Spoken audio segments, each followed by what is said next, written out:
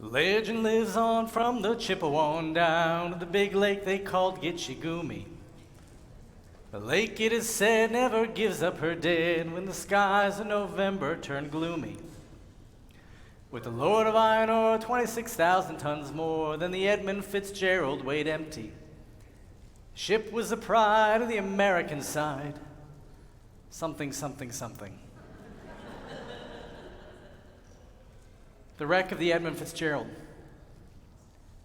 It's an incredible story of what happened nearly 40 years ago now, up in Gitchigumi, Lake Superior. And of course, we just lost Gordon Lightfoot this week. May he rest in peace. Now, I don't know about you, but I was a pretty big Gordon Lightfoot fan. And I'll out him. Chazan Propus is a pretty big Gordon Lightfoot fan too. Among the reasons we like Gordon Lightfoot is because of his incredible ability to tell stories through music. And fundamentally, at our core, we human beings love stories. We need stories. And of course, there are all sorts of different kinds of stories. Most of the stories we consume today are stories of entertainment. How often does the television go on? Netflix, Amazon, Peacock, any of 1,000 other streaming services, so that we can pass our time by consuming stories as entertainment. Sometimes the stories are meant to teach us something. And I think the story of the wreck of the Edmund Fitzgerald is a message about how no matter how modern we become, how great our ships are built, Mother Nature always wins. Mother Nature always wins. That's one of the messages at the heart of the Edmund Fitzgerald. That's what stories do. They come to teach us messages by engaging us and entertaining us. And sometimes stories help us to understand our place in the world, our role in the world. This week's Torah portion, we turn to Parashat Emor. And the Torah, fundamentally at its core, is about telling us about our place in the world. It's about giving us history. It's about sharing with us memory. And it's about gifting us purpose in life. Our Torah portion this week reminds us of the Jewish holidays. Right? Reminds us of the Jewish holidays. What is the function of the Jewish holidays? It's to give a structure to our year for sure. But it's also to remind us that we are part of a story of faith, story of a people, and story of a land. That's what the holidays do for us. And of course, an intricate read, a deep read of all of our Jewish holidays as they're listed multiple times throughout our Torah, comes to tell us that we, the Jewish people, have two primary roles. One, of course, is to serve God. Our presence today at prayer is one of the ways by which we serve God. The second message of our holidays is that because God, with tremendous compassion, rescued us from slavery in Egypt, so too should we live our lives with tremendous compassion.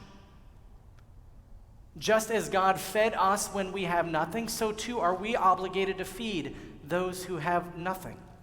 Just as God clothed us when we were naked, so too are we obligated to clothe the naked. Just as God lifted us up and cared for us when we were at our most vulnerable, so too are we obligated to care for the most vulnerable among us. The messages of the Jewish holidays are very clear. We're supposed to serve God. And we're supposed to serve God by acting the way God does in this world, by caring for those who are in need. That's what Emor is about. That's what our holidays are about at their very core. Our story of the Jewish people is about serving God and caring for the vulnerable among us and around the world. Now, of course, we each have our own personal stories as well. Some of us talk about building amazing careers, stories of falling in love or of attending colleges, the University of Michigan, and the other ones that are out there. Right, Mason? We have our individual stories, and they're powerful, and they're who we are. And if we're blessed with children, the children are the recipients of hearing those stories over and over and over again. But when we can tie our stories into the Jewish stories, then who we are, what we represent, what we symbolize, what we teach, our values and our purpose come to transcend our own life and become part of the eternal people that is the Jewish people. When we lose a member of our family, like Anne, a blessed memory, and we transform that loss into an opportunity to serve God and to strengthen the Jewish people through prayer, through Torah study, through Jewish leadership,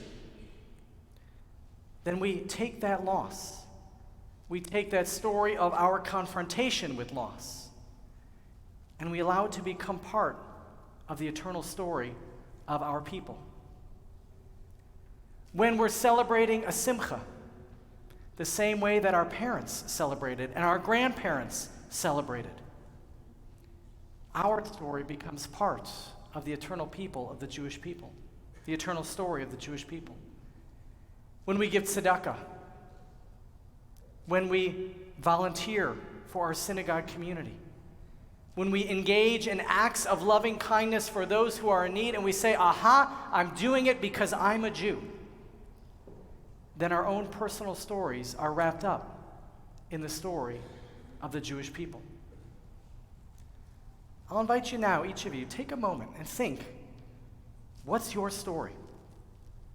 What is the story that you share? What are the values and the messages that you hope those who come after you, your friends, your family, will remember about you? And how is that story strengthened by your presence here right now in the synagogue celebrating with Mason and his family? How is that story strengthened by the way you live your life each and every day? We are part of a narrative, and it's not easy to be part of the narrative of which we are a part. Because, of course, part of the narrative of the Jewish people is 2,000 years of suffering and oppression. But for the last 75 years, the narrative has also become responding to that with our own land and our own strength. It's complicated and it's not easy, and sometimes we fail in that response. But that's now part of the story. Part of the story is figuring out what it means to be an American Jew or a Jewish American in the 21st century when we can choose any of 1,000 things to do on a Saturday morning but come to services. And yet we can still choose to be here and to wrap our story and our identity with the eternal people. Parashat Emor reminds us that year after year, our lives are very much the same. Passover, Omer, Shavuot, Rosh Hashanah, Yom Kippur, Sukkot, Simchat Torah. But that we are part not just of a circle, but a spiral, building from creation to the Messianic era. And we will only get closer to that great time of peace and salvation, that great time when everybody has what they need and we can all live in peace, when we do our part to tie our stories into the greater story by serving God and by caring for those who are in need. This is our story. This is the story of the Jewish people. We each have our own stories, but our own stories become so much stronger, become infinite and timeless when we tie our stories together with that of our people. There is no story more powerful than ours. this Shabbat of Parashat Emor, may we celebrate the stories we tell. May we strive to link our stories to the story of the Jewish people, and thereby transcend time and space. May we remember that our story is one of faith, our story is one of peoplehood, our story is one of land. And may God bless us with the incredible ability to tell a story that is built on service to our Creator and on caring for the most in need among us. This is our story. In a musty old hall in Detroit, they prayed at the Maritime Sailors Cathedral.